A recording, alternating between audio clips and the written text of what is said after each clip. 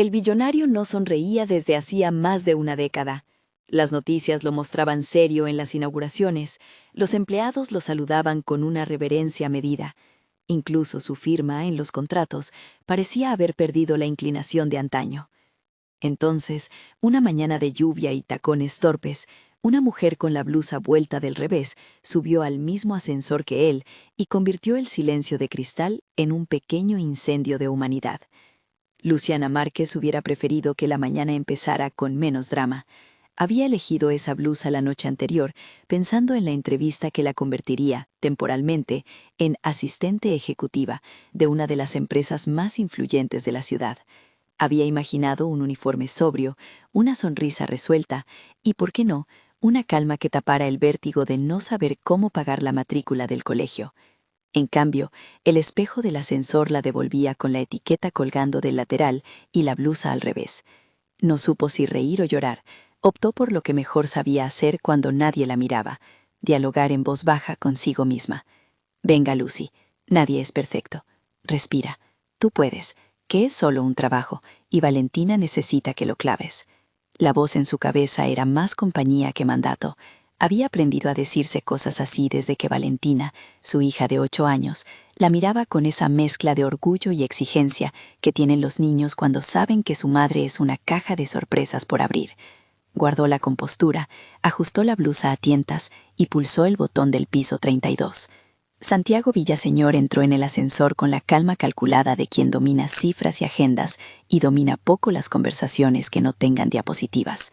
Iba pensando en una reunión con inversionistas que podía cambiar el rumbo de un proyecto energético, en los plazos de auditoría, en la última carta de su madre que aún guardaba en un cajón. No reconoció de inmediato la blusa al revés. Su atención se desplazó más bien hacia la mujer que tarareaba y le hablaba al ascensor, como si fuera un colega distraído. Luciana no se dio cuenta de la figura detrás hasta que el ascensor dio un leve sobresalto y ella saltó, como quien esquiva una caída. El hombre le dedicó una mirada que no era ni de lástima ni de burla, era observadora, casi científica. En su rostro, por un instante que duró lo que tarda un semáforo en cambiar, algo parecido a una sonrisa se formó y desapareció. No fue una sonrisa amplia, tampoco un gesto teatral, fue una fisura en la armadura, un pequeño permiso que Santiago no se había dado en años. «Perdona», dijo Luciana, roja como un tomate. «Estoy perfecta, sí, todo bajo control». El hombre asintió con esa economía de palabras que no le permitía explicarse. Cuando las puertas se abrieron, ella se despidió con un gesto y bajó hacia su destino, la planta de recursos humanos, donde le esperaba una mujer con gafas que tenía la expresión de quien ha visto muchas vidas desfilando por su despacho. No supo entonces que aquel ascensor sería la bisagra de dos mundos, el de un hombre que había aprendido a vivir de números y el de una mujer que vivía de promesas a medias y de café. Los primeros días fueron una lección en humildad y en pequeñas resistencias. Luciana aprendió a moverse sin hacer ruido en pasillos que olían a colonia cara y madera pulida.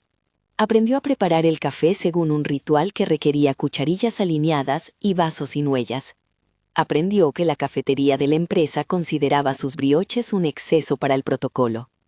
Pero también empezó a encontrar en esos gestos cotidianos un espacio propio, un lugar donde dejar su rastro sin pedir permiso, una nota con un buen día en la impresora, una taza olvidada con un dibujo hecho por Valentina pegado con celo en el borde del puesto número 12.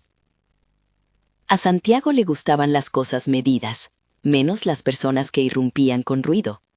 Sin embargo, había algo en la manera en que Luciana hablaba con los objetos que le desarmaba la prudencia. La oyó una tarde, cuando las lámparas de la sala ejecutiva proyectaban sombras largas, canturrear frente a la máquina de imprimir. La impresora había decidido, con esa obstinación inofensiva de los electrodomésticos, atragantarse. Luciana, sin perder la calma, le dedicó una charla como si fuera una criatura malhumorada. «Vamos, niña, no me hagas esto hoy, por favor, valen los apnea, salva este lote, mira, solo tienes que creer en ti misma». Santiago, que pasaba por el pasillo con un dossier en la mano, se frenó. Había algo en esa escena que le recordó la casa donde creció. La cocina siempre hablaba con su madre cuando ella tenía que enfrentar una receta difícil o una decisión familiar. La pequeña voz frente a la impresora le rozó un sitio que no recordaba con alegría, sino con un extraño respeto. Decidió, por capricho o por curiosidad, que le pediría a Luciana una cosa trivial el día siguiente, solo para ver si su naturaleza persistía. La semana que viene tendremos una presentación con un pequeño grupo de clientes, le dijo, cuando por primera vez le dio una instrucción directa. Quisiera que estuvieras en la sala, preparando las copias. Que nadie te haga preguntas, tú solo trae la tranquilidad que tienes con la impresora. Luciana lo miró con los ojos muy abiertos. No comprendía si aquello era un encargo o una prueba. ¿Tranquilidad? ¿Con la impresora? ¿Quiere que le hable? Santiago le dio una media sonrisa, la misma que había aparecido en el ascensor, y que ahora parecía un experimento en fase de prueba. Hazlo a tu manera. Si la sala se siente segura, la reunión va mejor. Ese fue el primer privilegio sin sello que ella recibió.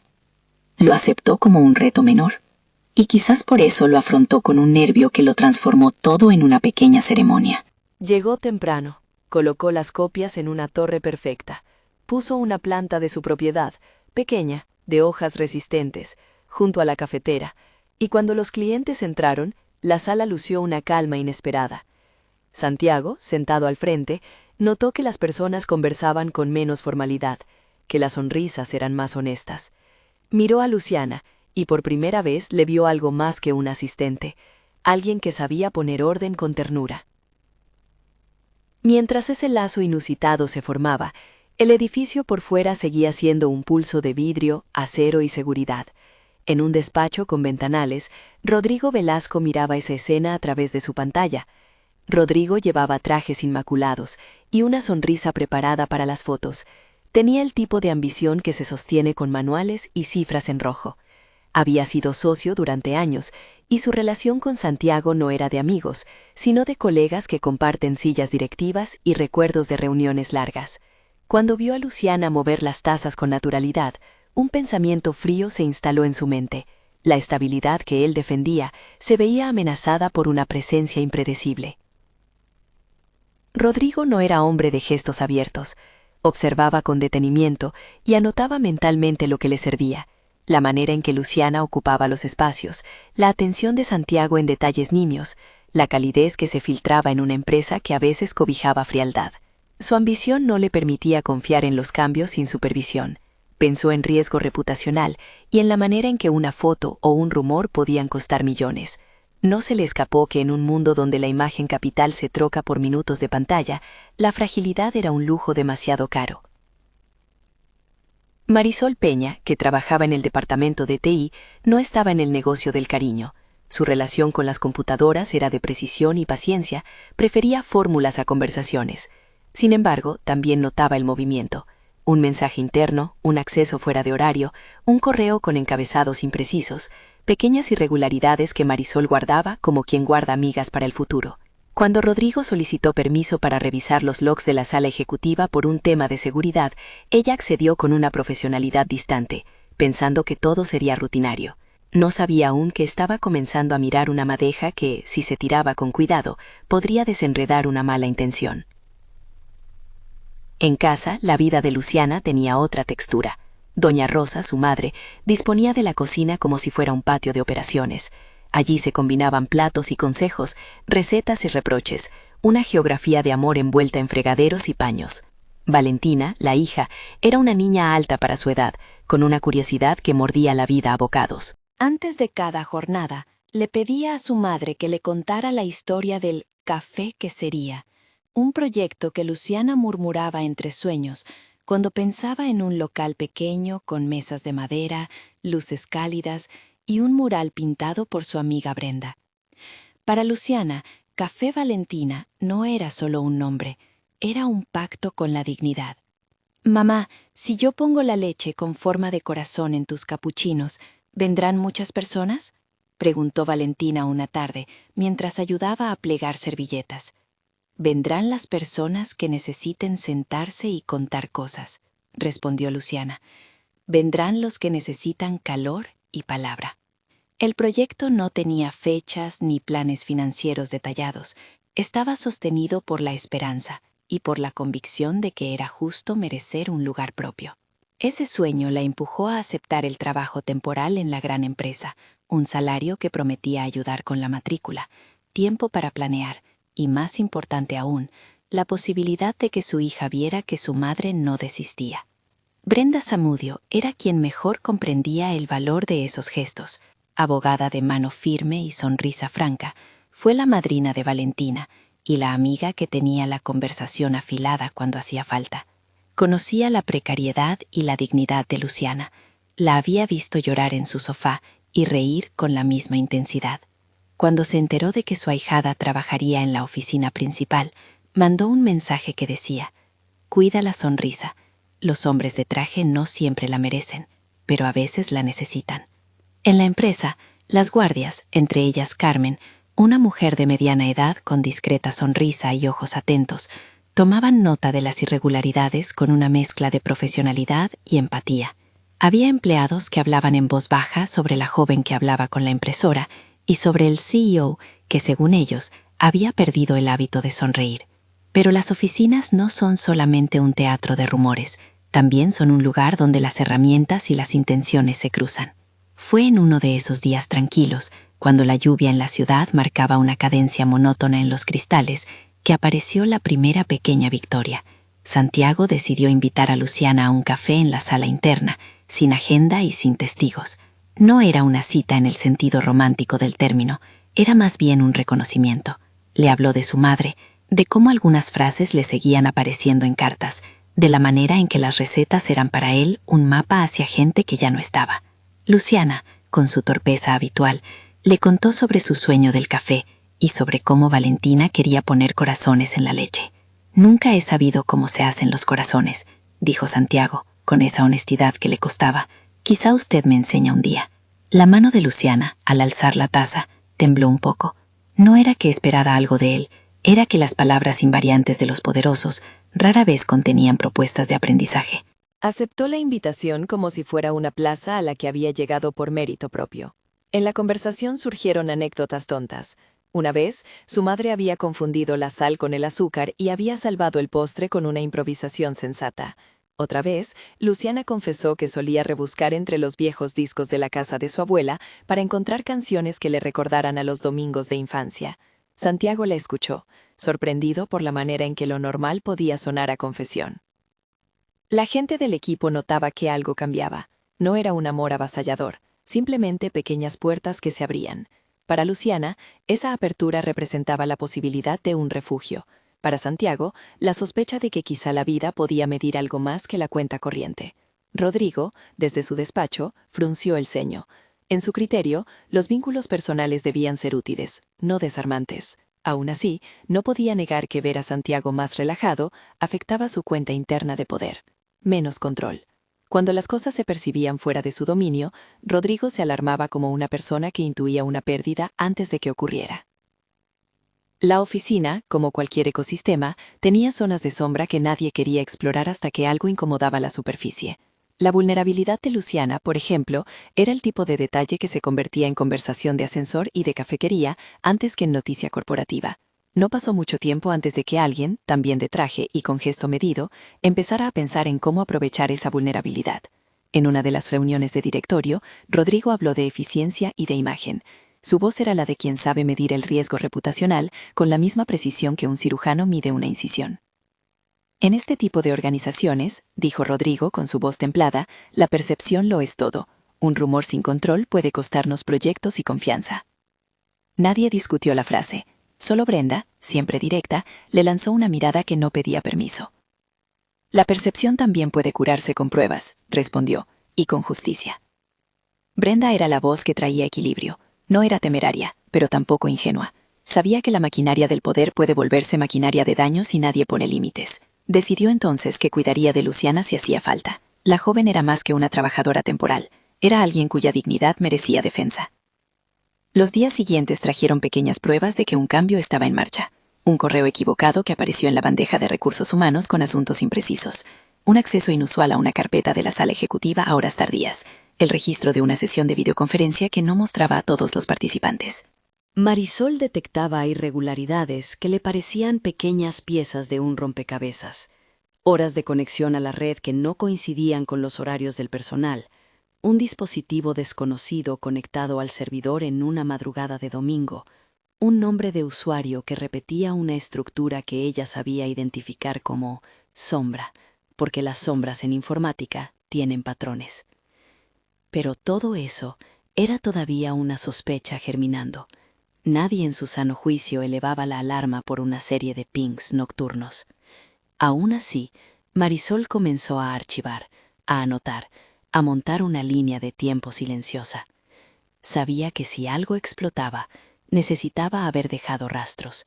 En su mundo, las pruebas no eran emociones, eran huellas. Mientras tanto, en los bordes de la ciudad, Luciana seguía siendo madre y trabajadora, soñadora y administradora de pequeños milagros domésticos. Una tarde, tras una jornada larga, volvió a casa con las manos llenas de maniquís, una planta para el balcón, una caja de magdalenas que habían sobrado y el regalo de la sonrisa de una secretaria que la había visto luchar con una fotocopiadora. Doña Rosa le esperaba en la cocina con la olla en el fuego y la radio puesta. «¿Qué te ha dicho el jefe?», preguntó su madre, con esa curiosidad que busca rastro de seguridad en cualquier respuesta. «Nada del otro mundo», contestó Luciana, mientras Valentina corría alrededor de la mesa. «Solo que me dio la tarea de traer tranquilidad. Suena ridículo, ¿no?» «No es ridículo que alguien te pida algo que tú das de forma natural», replicó doña Rosa. «El mundo necesita gente valiente que hable a las impresoras». Luciana rió, y por un rato la casa se llenó de una paz que sabía a pan recién hecho. No era consciente de que en el otro extremo del día, un gesto tan pequeño como esa sonrisa contenida de Santiago empezaba a abrir líneas que nadie más sabía leer. No sospechaba que en apenas unas semanas, esa ternura que la protegía sería utilizada como arma por alguien que veía oportunidad donde los demás veían humanidad. El primer bloque de la historia cerró con una imagen simple y potente. Luciana, después de acostar a Valentina, se sentó en la cocina. Le mandó un mensaje a su amiga Brenda con una foto de la taza que había usado en la oficina, aquella con una mancha en el borde. Escribir a Brenda era como hablar con un archivo que siempre tenía consejos en lugar de juicios. En el mensaje puso: «Hoy el jefe me dijo que llevara tranquilidad. ¿Crees que uno puede comprar tranquilidad en una tacita?» Brenda contestó con 2 palabras y un emoji: «Sigue así». Y añadió: «Comenta la ciudad desde donde nos ves. Me encanta pensar que somos muchas historias». Luciana cerró el móvil y miró la ventana. La ciudad se extendía en luces y sombras. No sabía que muy pronto la tranquilidad sería puesta a prueba, que su vida entera pasaría por la pantalla ajena de alguien que buscaba ganar con una caída. No sabía que la sonrisa de Santiago, aquella fisura improbable, sería el centro de una narración torpe que pondría su dignidad en juego. Pero en ese momento, con el olor a sopa en el aire y la foto de una taza en la memoria, tuvo la certeza de que el café que imaginaba algún día podría ser real. Tenía ganas de creer que un lugar así podía existir. La siembra de sospechas continuaba en despachos fríos y en pantallas que no dormían. Rodrigo empezó a mover piezas con la sutileza de quien no deja rastro. Hizo llamadas discretas, pidió respaldos de seguridad, sonrió donde hacía falta. Sus manos, que cerraban acuerdos millonarios, también tenían la capacidad de manipular puertas digitales. No era un hombre que actuara sin plan. Siempre dejaba una huella calculada y se la guardaba para después. Si iba a empujar algo hacia la caída, lo haría como quien prepara una pieza para caer en el tablero, no como quien la lanza al azar. A finales de la otra semana, una madrugada sin luna, alguien, se supo después que fue una mano con códigos y credenciales prestadas, subió un archivo a una nube accesible al público y lo etiquetó con un nombre provocador. No era todavía nada viral. El archivo durmió unas horas en la red sin hacer ruido. Pero las redes son como corrientes subterráneas. Cuando algo cae en ellas, encuentra camino. Quien lo publicó no imaginó la reacción exacta, solo supo que en la vida moderna, la imagen puede sustituir la verdad. Esa noche, Luciana apagó la luz de la cocina y se tumbó en el sofá. No pudo evitar sonreír, por primera vez en mucho tiempo, sin vergüenza.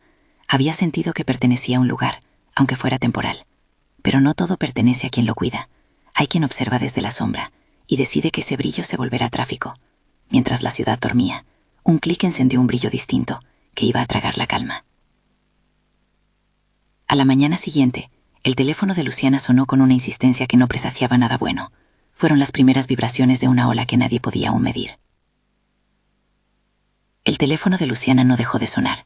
Primero fueron llamadas de números desconocidos, luego mensajes con capturas ajenas, después la avalancha, enlaces que se abrían como puertas rotas hacia una sala llena de miradas.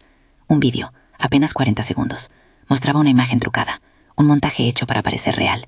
Se veía una mujer que, por la forma del cabello y la postura, podía ser ella, en una sala que recordaba a la ejecutiva, música manipulada, cortes puestos donde convenía, y un título mordaz que no dejaba duda del propósito, insinuar lo que no había ocurrido.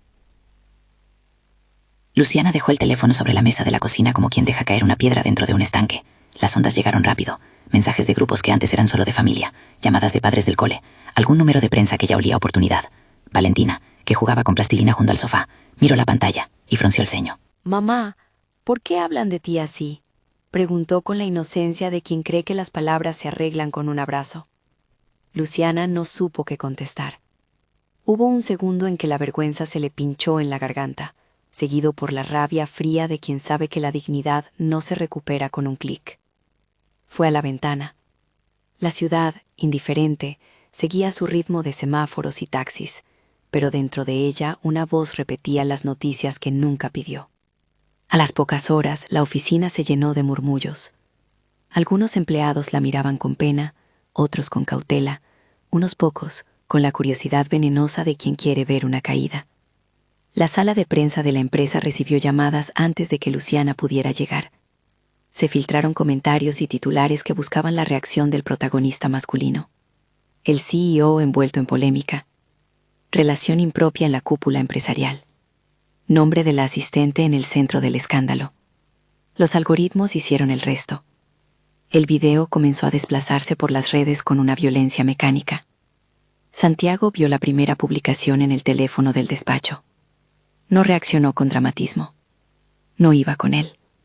Pero en el fondo, la noticia le llegó como un golpe cuya intención era herir a alguien que no esperaba. Su primera decisión fue inmediata y sencilla: localizar a Luciana.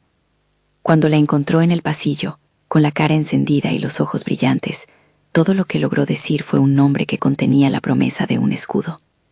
«Luciana», murmuró. «Sé que no es fácil. Ven conmigo». La llevó a una sala pequeña, con paredes de madera y una ventana que daba a la ciudad.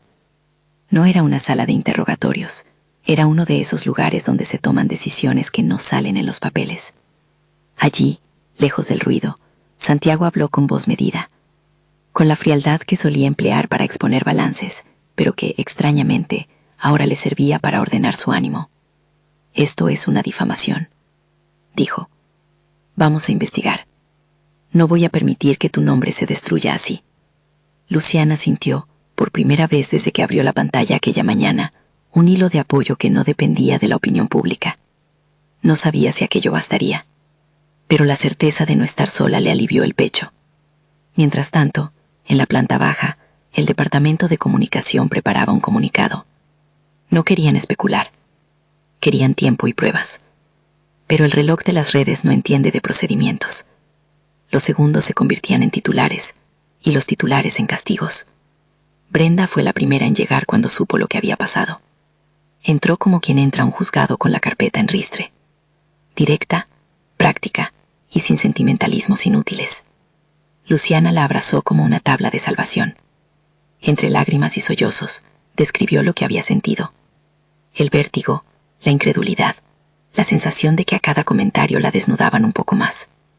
«No vamos a dejar que te lo coman vivo», dijo Brenda. «Esto es un ataque, y lo vamos a responder como tal».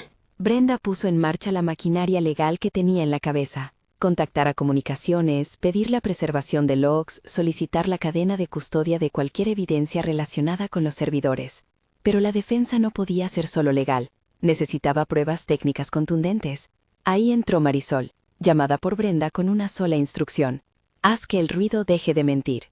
Marisol llegó con su portátil como quien trae un bisturí. No habló con la ligereza de la sala de prensa. Tecleó, miró pantallas y dejó que los números hablasen. Su trabajo no era emocional, pero su manera de mirar los datos tenía una humanidad fría. Veía las irregularidades como un mapa cuyas coordenadas podían reconstruir una verdad. A las 3 horas, mostró a Brenda y a Santiago una línea de tiempo. Subida pública, 0312, dijo, señalando la pantalla. La IP que hizo la subida es de un proveedor de prepago que no requiere registros estrictos. Sí, pero la sesión que provocó el enlace se activó desde una terminal interna. Mirad aquí. Acceso de RDP desde la estación 14B, la 0249. El registro del servidor coincide con un cambio en la hora de acceso de administradores. Santiago frunció el ceño.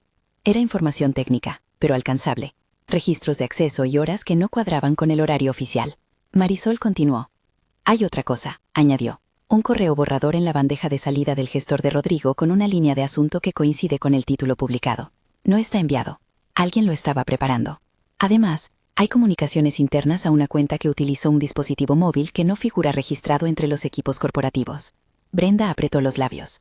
Para ella la ley funcionaba mejor cuando se la alimentaba con hechos. Tenía que preparar la denuncia interna y el paquete probatorio para llevar al consejo. La decisión no podía ser solo corporativa. Había que preservar la carrera de Luciana, conseguir que la empresa apoyara a la víctima, y a la vez, demostrar que la filtración no había sido un accidente. Mientras las piezas técnicas se amontonaban, el castigo social ya operaba.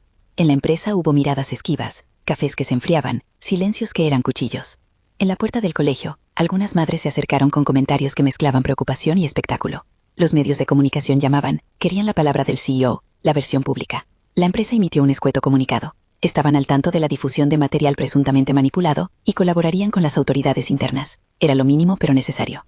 Rodrigo, que hasta hacía poco había sonreído con calma, empezó a mover sus defensas. Llamó a un asesor de prensa. Buscó la manera de desviar la atención hacia rumores y relaciones personales, que según él no eran de su incumbencia. Sus palabras carecían de la contundencia de quien teme ser acusado. Más bien sonaban a quien intenta controlar una narrativa. No sabía que alguien en su propia empresa ya estaba tejiendo la red que lo enlazaría con la verdad. A la mañana siguiente, Marisol pidió acceso al despacho de Rodrigo en el contexto de la preservación de pruebas. La empresa, con el visto bueno de jurídico, e intentando evitar que se destruyera información, autorizó un registro limitado y supervisado. No se trataba de entrar a hurgar, era un inventario de dispositivos y de objetos que pudieran aportar datos. Lo que encontraron no fue dramático al primer golpe de vista. Un cajón con papeles, un paquete de bolígrafos, una agenda con nombres. Pero en el fondo del cajón, escondido entre talonarios de notas, había un móvil pequeño, con carcasa gastada, típico de los teléfonos prepago que no dejan huellas de identidad en cuentas principales. Marisol levantó la ceja. No era la clase de objeto que uno espera hallar en la mesa de un ejecutivo que maneja cuentas millonarias. Era la clase de teléfono que uno compra para no ser rastreado. Con las autorizaciones legales que la empresa gestionó por prudencia, ella envió el dispositivo a un laboratorio forense. Allí, los técnicos pudieron recuperar metadatos de la última conexión con la nube, la hora de activación y la coincidencia horaria con la subida del archivo que había incendiado la red. Pero la pieza que terminó por encajar fue otra: las cámaras de seguridad. Las mismas que vigilan los pasillos mostraban a Rodrigo saliendo de su despacho a las 2:10 de la madrugada, caminando hacia el área de servidores con una tarjeta ajena. Las tarjetas de acceso dejaban rastro. ¿Quién entró? ¿A qué hora? ¿Por cuánto tiempo? Carmen, la guardia, recordó que esa noche había visto una luz en el pasillo cuando hizo su ronda, y que la tarjeta que escaneó para abrir la puerta llevaba el nombre de Rodrigo. Para ella no fue nada. Para Marisol, era el hilo que hilvanaba la coincidencia entre el trabajo técnico y la presencia física. Con todo eso, Brenda y Santiago elaboraron el dossier que llevarían al consejo. No querían espectáculo, querían claridad. En el pasillo que conducía a la sala del consejo, la tensión era como una cuerda tensada. Rodrigo, impecable, pasó con la postura erguida de quien no cree que su caída sea posible. En su rostro había una mezcla de altivez y cálculo. Confiaba en desacreditar pruebas, o hacerlas parecer interpretables. No contaba, sin embargo, con que la acumulación de hechos iba a dejar poco espacio para dudas. La reunión del consejo arrancó con la formalidad habitual. Actas, órdenes del día, un café que nadie tocó. Entonces Brenda pidió la palabra. Su voz, clara, no perdió tiempo en florituras. Hemos recibido una denuncia interna por difusión de material manipulado que perjudica la reputación de una empleada, dijo. Hemos recopilado registros de acceso, correo borrador, un dispositivo móvil dispuesto en el despacho de uno de los consejeros, y las grabaciones de cámaras que demuestran movimientos fuera de horario. Esto no es una conjetura, son hechos. Rodrigo respondió de inmediato con esa mezcla de indignación contenida que tanto le servía. Mostró una versión en la que él era un intermediario que había intentado alertar sobre un rumor y que si había un envío público era porque alguien más había usado sus credenciales. Intentó sembrar la duda. ¿Y si no fue él? ¿Y si alguien había falsificado las tarjetas? Sus preguntas eran rítmicas y calculadas, pero cada intervención de Marisol desgranaba la coartada.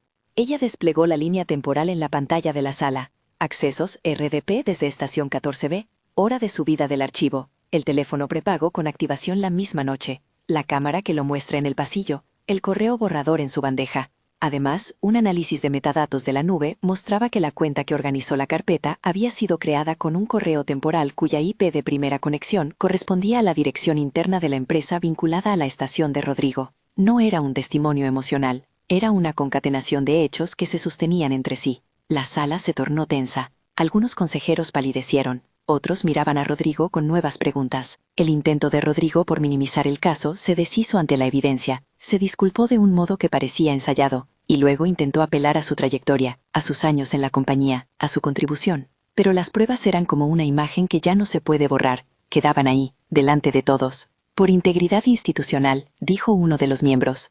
Creo que debemos suspender a cualquier persona implicada mientras se culmina la investigación. No es una condena, es un resguardo. La votación fue unánime en la primera parte. Rodrigo fue suspendido de forma inmediata, apartado del acceso a sistemas críticos y requerido a entregar dispositivos corporativos. Su rostro, por primera vez en años, perdió la compostura cuidadosamente construida. Intentó resistir, pero la mayoría del consejo entendió que la protección de la empresa y la de los empleados exigía acción. La noche en que todo se volvió público, el ambiente fuera de la sala era de victoria contenida. No era la venganza, era justicia que empezaba a caminar con pasos medibles. Para Luciana, el alivio no fue instantáneo. Había noches en que despertaba con la sensación de que la ciudad aún cuchicheaba, pero la reacción de la empresa y la decisión del consejo le dieron al menos un derecho a la recuperación. No volvería a ser la noticia principal sin que su versión fuera escuchada. En los días siguientes, la empresa emitió un comunicado más explícito. La difusión del material se investigaba, y se tomarían medidas disciplinarias si las pruebas lo confirmaban. Los medios que antes habían convertido la narrativa en espectáculo ya no pudieron construir un caso sólido contra ella. La conversación cambió, de escándalo a investigación.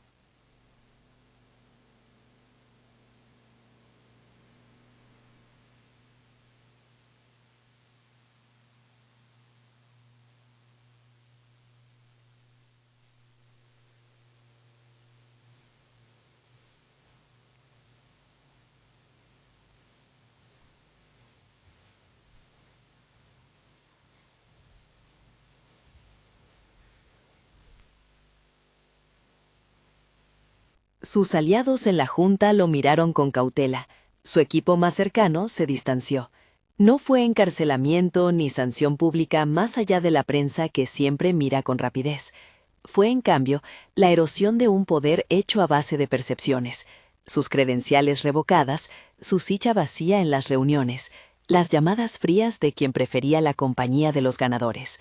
La justicia formal podría llevar tiempo, pero corporativamente su destino estaba sellado. Su salida de la cúpula era inevitable. Mientras tanto, la recuperación de la vida de Luciana siguió un camino más lento y más humano. La gente que antes la miraba con recelo comenzó a hallar palabras más templadas. Algunos colegas pidieron disculpas en voz baja, otros cambiaron de canal en las conversaciones. Valentina vio a su madre recomponer costuras. Volvió a la cocina con esa constancia que cura. Doña Rosa se convirtió en refugio y también en cronista. Cada día, en la cena, se tejían pequeñas celebraciones por cada paso hacia adelante. La relación entre Luciana y Santiago se movió en paralelo. No fue un romance que estalló como una tormenta, fue más bien un crecimiento que se sintió seguro por su lentitud.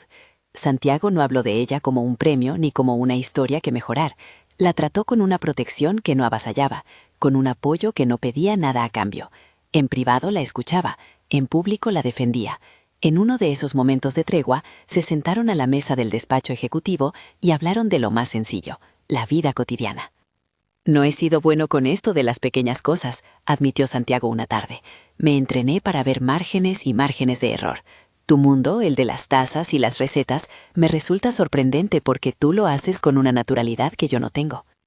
Luciana le sonrió con esa mezcla de ironía y ternura que lo desarmaba. Quizá tienes que dejar de verlas como cosas pequeñas, respondió. Mi café no es solo café. Es un lugar donde se cuentan las derrotas y se comparten las victorias. Cuando uno no tiene uno propio, aprende a necesitar el de los demás. Fue entonces cuando Santiago propuso algo que no era un contrato ni una imposición, era un ofrecimiento. Habló con la naturalidad que tenía cuando proponía un acuerdo comercial, pero cargado de intención humana. Quiero ayudarte con eso, dijo, con el local que necesitas, pero quiero hacerlo de una forma que no borre tu autoría. Si aceptas, te doy la escritura. No quiero que sea un regalo hueco, quiero que sea tuyo.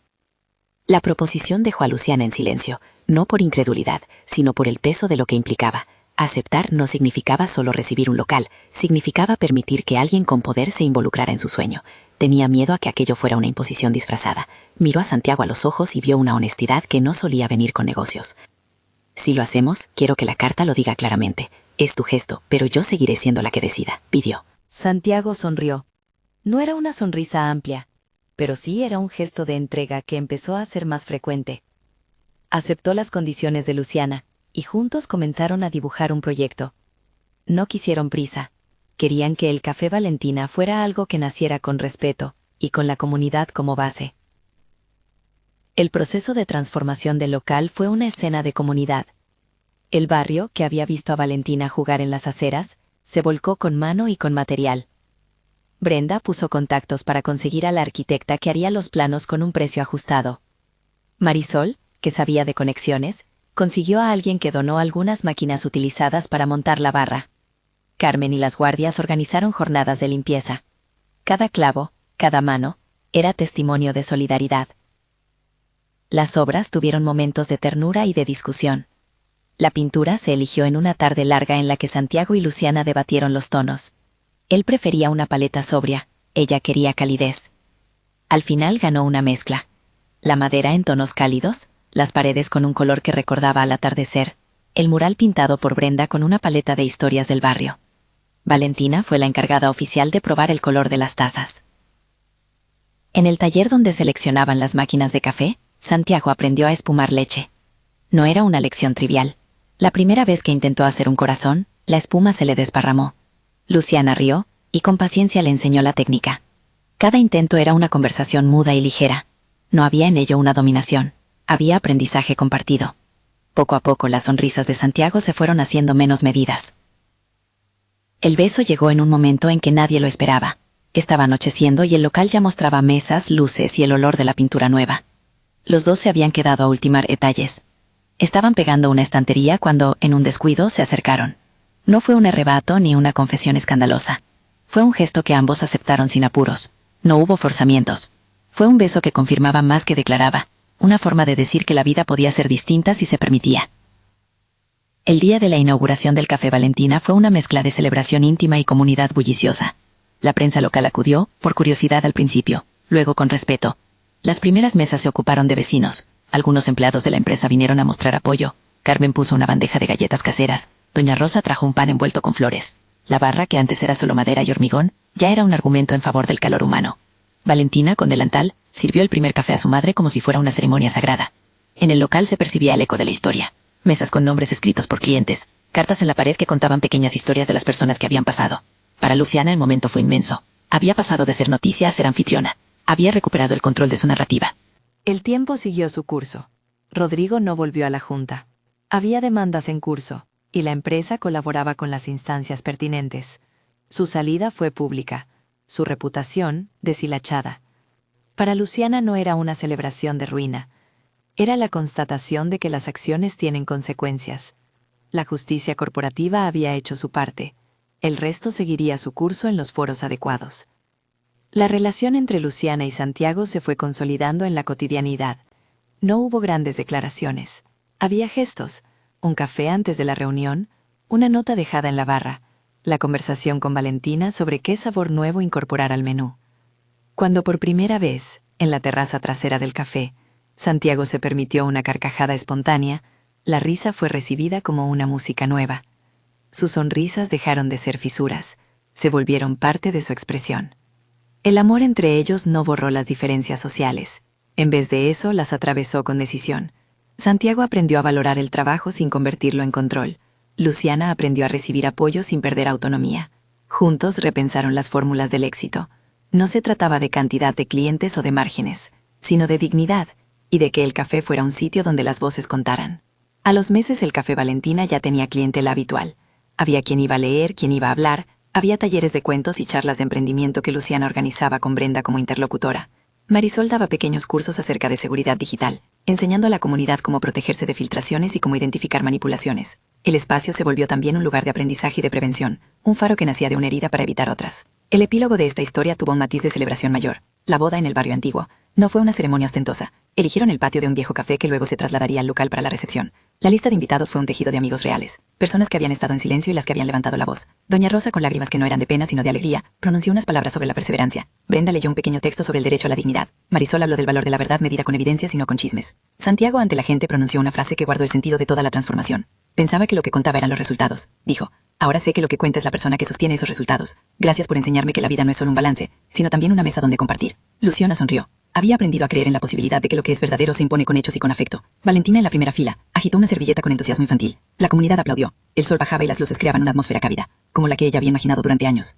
El secreto inesperado, la verdad sobre la manipulación, la exposición de una mentira hecha viral, no solo desmontó la estrategia de un ambicioso, hizo visible lo que era invisible. La posibilidad de que un hombre acostumbrado a medirlo todo con números pudiera medir también el valor de una sonrisa. Santiago, que no sonreía en la foto de los medios, empezó a hacerlo por elección, no por obligación. Había aprendido a valorar el afecto, las pequeñas rutinas y la dignidad de una mujer que no pedía más que la oportunidad de construir. Café Valentina quedó para la ciudad como un signo de reparación y de esperanza. No borró ninguna cicatriz, pero ofreció un sitio donde curarlas con café y conversación. La vida de Luciana no regresó a ser la misma, pero recuperó su sentido. Era ahora la dueña de su sueño, llegada por mérito propio, y con la ayuda de personas que eligieron ponerse del lado de la verdad. Si esta historia te ha hecho sonreír, suscríbete y comparte para que más voces encuentren refugio en relatos que apuestan por la justicia y por la ternura.